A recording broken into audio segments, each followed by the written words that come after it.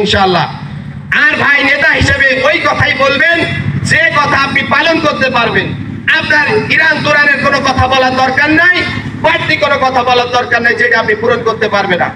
আমি সর্বশেষ একটা কথা বলে শেষ করছি। ওই নেতা গেছে ধানের খেতে, আর কৃষকের পায়ে ধান কাদা লেগে আছে। তো ওই মন্ত্রী বলতেছে, তোমাদের কি দুঃখ কষ্ট, আগামীবার যদি মন্ত্রী হতে পারি তোমাদের এই ধানের ক্ষেত আমি পাকা করে দেব। এখন বলেন এই মন্ত্রী কি সঠিক কথা বললো না ভুল বলল? ভুল বলছে কিনা? মানুষ বেশি কিছু চায় না, মানুষ চায় নিরাপত্তা আর শান্তি।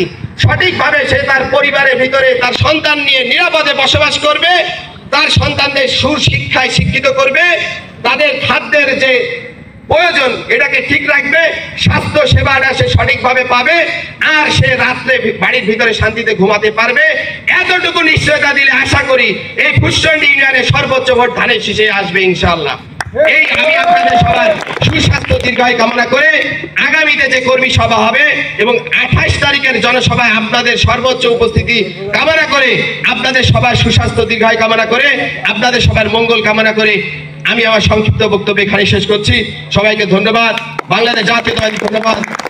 তারুণ্যের অহংকার তারেক জিন্দাবাদ। সবাইকে ধন্যবাদ।